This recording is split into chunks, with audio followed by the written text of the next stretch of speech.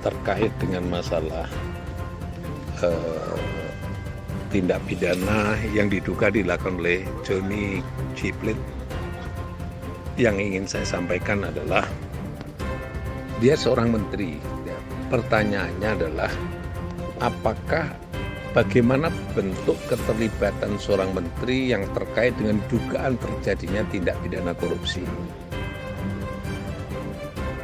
Nah, ini yang saya kira menjadi penting dan harus dibuktikan oleh penyidik jaksa terlebih dahulu, ya, supaya nanti tidak timbulkan image sesuatu yang sesungguhnya tindak pidana dilakukan oleh pejabat yang lain tapi dibebankan pada menteri. Ya, cara-cara seperti itu harus dihindari.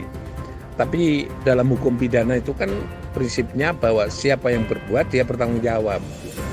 Nah, pertanyaannya adalah tindak pidana korupsi itu siapa sesungguhnya yang terlibat atau yang berbuat sehingga kerugiannya mencapai 8,32 triliun. Ini yang saya kira kalau sekarang itu Pak Menterinya dituduh melakukan satu tindak pidana, itu pun juga bisa tanda tanya, bisa nggak dibuktikan tindak pidana itu bahwa tindak pidana itu dilakukan seorang menteri gitu. Kalau dalam tindak pidana yang lain, seingat saya itu bisa dibuktikan karena dia keterlibatan langsung. Tapi dulu saya masih ingat Andi Malarangeng itu juga bahwa hanya berbuat kejahatan, dia dituduh melakukan kejahatan. Dan pada saat berbuat jahat itu adiknya menerima duit. Gitu. Jadi apa hubungannya adiknya menerima duit dengan Andi Malarangeng? Apakah yang tidak terbukti dalam persidangan itu, apakah adiknya menerima duit itu atas permintaan suruhan dari menteri pada saat itu nggak terbukti dalam persidangan pengadilan gitu. Nah, inilah menurut pendapat saya itu jangan terulang lagi. Yang paling penting sekarang itu adalah harus bisa dibuktikan bahwa benar nggak siapa yang berbuat dia bertanggung jawab, itu bahwa menteri berbuat kejahatan tindak pidana korupsi yang merugikan 8,32 triliun. Dan itu dilakukan oleh seorang menteri atau dia dilakukan oleh pejabat bawahannya yang kemudian menterinya terlibat. Dan keterlibatan seorang menteri itu bisa dibuktikan dengan bentuk perbuatan nyata sebagai turut serta atau sebagai penganjur atau sebagai yang lain-lain menurut pasal 55. Harus tegas dan jelas pembuktiannya dan bentuk keterlibatannya. Atau dia adalah pejabat bawahnya berbuat kejahatan, tanggung menteri dimintai pertanggungjawaban. Kalau itu dalam hukum pidana tidak mengenal seperti itu, ya menteri, kalau bawahnya berbuat kejahatan itu ya bawahnya bertanggung jawab. Kalau tidak bisa dibuktikan menteri itu berbuat sesuatu yang terkait dengan timbulnya kerugian keuangan negara, ya menurut saya agak sulit untuk bisa dinyatakan bahwa menteri itu terlibat dan seterusnya. Yang saya kira ini penting untuk dijelaskan. Karena apa? Karena ini ada hubungannya dengan masalah jabatan menteri, ya, jabatan menteri. Saya kira itu penting yang pertama itu.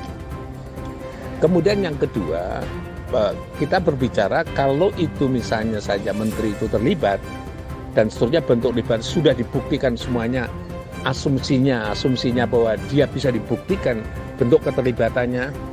Jangan sampai dibuktikan nanti adalah dia bertanggung jawab karena membiarkan. Kata-kata itu sering sekali saya dengar seperti itu yang menurut saya tidak bisa. Gitu. Kalau kata-kata itu keluarnya, nanti kita minta juga kalau menteri-menteri berbuat kejahatan itu dianggap, maka presiden juga harus bertanggung jawab dong. Karena apa? Dia tidak melakukan tindakan pengawasan atau setidak-tidaknya melakukan kontrol. Gitu. Nanti itu bentuk, karena itu bukan hukum pidana. Kalau hukum pidana harus yang disebut sebagai perbuatan langsung gitu ya. Nah, yang kedua adalah terkait dengan apa yang disebut dananya mengalir kemana. Pertanyaan diajukan pada saya seperti itu. Nah, urusan dana mengalir kemana itu harus produk investigasi, dan investigasi yang dilakukan itu harus dari BPK. Saya ulangi lagi, investigasinya itu harus dari BPK karena BPK lah yang bertanggung jawab. Pertama, menetapkan kerugian negaranya seberapa, dan yang kedua adalah KPK pula yang bisa menentukan siapa sesungguhnya yang terlibat dan bertanggung jawab terkait dengan tindak pidana korupsi itu yang menimbulkan akibat kerugian keuangan negara, dan berapa jumlah kerugian keuangan negara, dan uang negaranya mengalir kemana. Itu sudah ada indikasi-indikasi yang dilakukan oleh BPKRI gitu. Saya kira sumber utama dari produk yang disebut berapa kerugian keuangan negara, benar nggak itu kerugiannya 8,32 triliun, maka itu urusannya adalah bukan lembaga lain, bukan BPKP, dan juga bukan auditor yang lain, tapi harus dari laporan pertanggungjawaban penggunaan keuangan negara, dan itu sumbernya harus dari BPKRI. Itu pendapat saya seperti itu.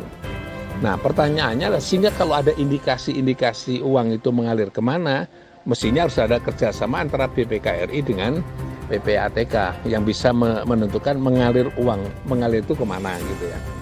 Apakah kepada partai politik atau bukan. Jadi kalau itu mau dilacak, saya minta kasusnya Menteri Sosial pada saat itu dilacak dulu kemana. Kalau kasus itu dananya bersumber dari bantuan untuk sosial karena bencana COVID, nah ini itu mungkin tidak sama dengan itu. Dan kalau dari sisi manajemen korupsi, itu lebih potensi dihukum ancaman pidana mati ya. Nah, ini pertanyaan tadi yang saya ingin sampaikan, uangnya mengalir kemana, itu saya kira sama dengan pertanyaan saya pada saat itu, apakah uang hasil korupsinya yang dilakukan oleh di Kementerian Sosial itu lari kemana itu. Dari situ pertanyaannya adalah uangnya lari kemana. Saya kira itu pertanyaan yang bagus bagi wartawan, bahwa semua tidak pidana korupsi, uangnya lari kemana, apakah partai politik itu juga menerima setoran uang yang berasal dari tidak pidana korupsi atau tidak, dan seandainya dia menerima setoran uang hasil tidak pidana korupsi, sanksi terhadap partai politik itu seperti apa. Karena partai politik itu juga menjadi subjek hukum tidak pidana korupsi yang disebut sebagai korporasi. Jadi saya kira kalau itu mau dilacak bagus sekali, dan resiko serta konsekuensinya apa? Apakah dia bisa dikatakan sebagai melakukan tindak pidana korupsi juga? Kalau tidak pidana korupsi, partai politik itu pasti mau diapakan? Saya kira undang-undangnya harus ada, dan undang-undang yang sudah ada dan sebaiknya juga harus jelas gitu ya. Saya kira begitu komentar saya sampai sekarang. Mungkin kalau ada yang kurang bisa ditanyakan lagi. Terima kasih.